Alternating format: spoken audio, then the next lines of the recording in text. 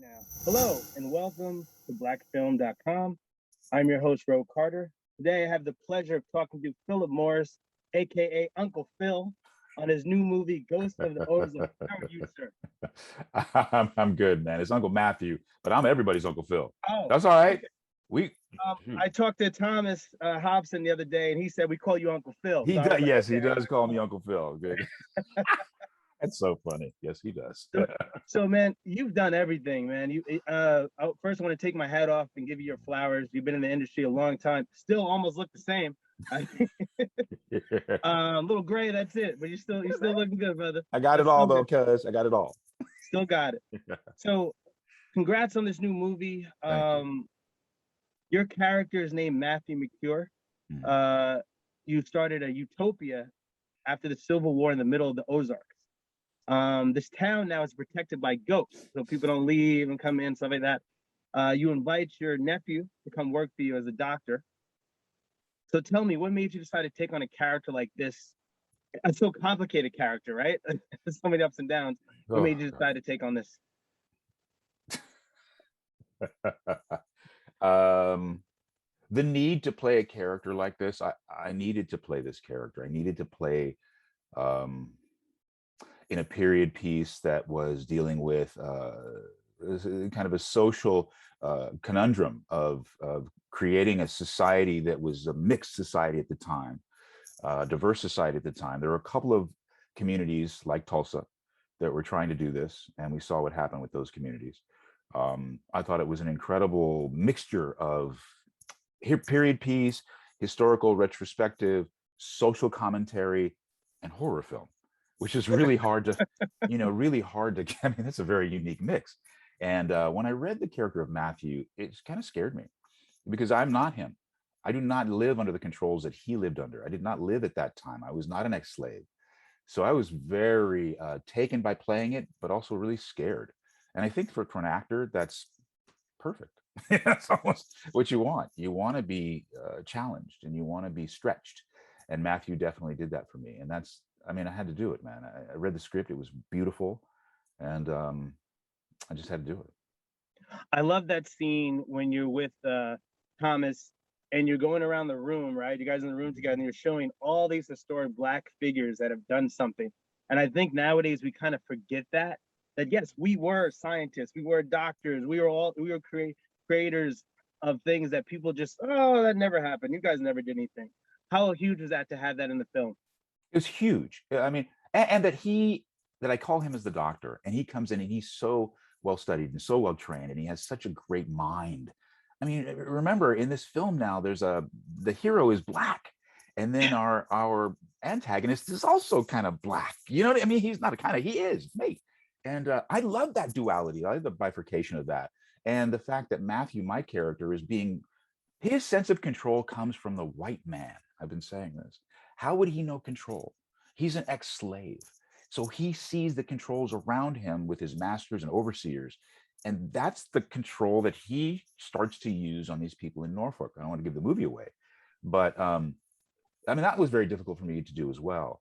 But to play opposite Tommy Hobson and to play this dynamic with this nephew who comes in, who's this doctor, and the man who runs the town, who's also Black, who's me. I mean, it was a beautiful mix, man. It was a great relationship. So fear is the big topic that encapsulates this picture. How important does fear play in you becoming who you are and having the success you have as leading that town? I don't think it came in until later. I think the Okay. fear came in when they discover what's really under the town. I don't want to give that away. And Yeah, yeah. the fear from Matthew is that people will leave and reveal the secret. The fear for Matthew is that people will leave and reveal what's really going on here in Norfolk. And so to keep that under control, he utilizes, like I said, that the sense of the tools of control that the white man used against him. And that for me was using their fear against them. He uses their fear of the ghosts that the Indians and the native tribes have been talking about against them. He uses their fear against them to keep them supplicant and subjugated. And isn't that the way of the white man against the Black man almost throughout history? So that was what was hard for me, was that I was playing a black man who was using those controls. I don't have those controls as Phil Morris. And so I had to really put myself in the headspace of an ex-slave, and the anger and the vengeance or the fear and all of this that he would be going through, and how that informs him going forward. Tough. Now, as a viewer watching this, do you want the viewer to be on your team and understanding the things you set up is to make the town thrive, or I don't is care. that just part of the element? I don't care. I think that Matthew, I didn't want to play him as a mustache twirling villain, you know, right? Could have gone that way, totally. Right, yeah. Easily. And so I wanted to have the sympathy of what his controls might be, which is why he has the speech about going to New Orleans, right? In that, yeah. And how they see you. Every time I step off that train, man, I'm not the leader of a town. I'm just another N-word.